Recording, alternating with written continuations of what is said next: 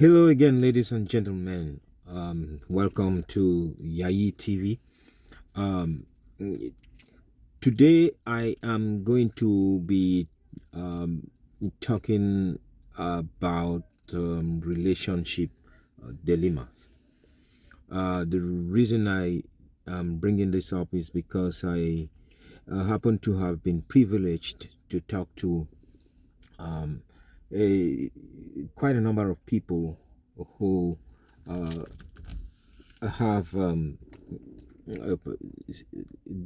the same kind of problem in their marital relationship and even boyfriend and girlfriend kind of relationship. So, and most of the time, it's just almost the same in every case. Now, what am I talking about?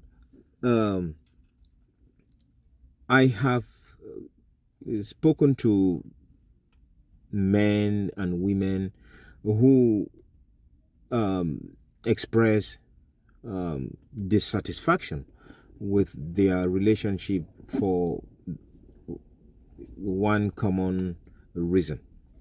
Um, Men and women alike express the same um, feelings and dissatisfaction. And what it is that let me take the example of my friend who told me that he has enjoyed a very beautiful and fruitful marriage with his wife. They care about each other exceptionally. But for almost 3 years now, he has noticed that his wife has very little interest in adult intimacy. Her interest in getting intimate has dwindled almost down to zero. He has brought up the issue with her so many times in a bid to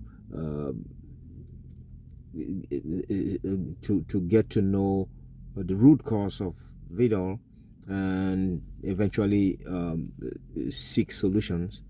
But every time he brings it up, the wife tells him that I'm fine, all is fine, but yet there is this continuous long periods of droughts in their intimate activity. The first thing I try to ask is, has there been a change in your work schedules? Because that could be a problem. And he said no. For almost 10 years, they have been working the same jobs and nothing has changed. Any new child in your family? No. For the past, their youngest child is 5. So nothing has changed. But this guy is so frustrated to the point where he began to suspect infidelity, and he hired a private investigator to investigate the wife and see if there was some kind of extramarital activity that she was engaged in. But all investigations came up empty. There was nothing that pointed to acts of infidelity. And so, but this guy remains in this situation which is really troubling him. To make matters worse, and you agree with me, the devil has a way in which he operates. This guy's female acquaintances have been throwing themselves at him, making advances at him. That's what I'm talking about. And it's quite tempting, but he understands the potential ramifications of infidelity, extramarital activity. So he has been very careful not to fall into that temptation. But he also understands that if he does things to like play with himself to satisfy his his sexual needs, that won't be clean in the face of his creator. So he's quite in a bind. Now, I would like to ask, because I want this to be sort of an interactive forum. If you find yourself in this situation, after all his efforts to find out what's going on have failed, what would be going through your mind? And secondly, how would you proceed from here? I mean, your comments and suggestions will go a long way, because this is somebody in need of help, and your comments or ideas may not just serve this brother, may serve some other people out there, because there are men and women who are suffering the same faith out there. I have spoken to quite a few. I know what I'm talking about, and it's not fun. It's not the kind of situation for one to be in.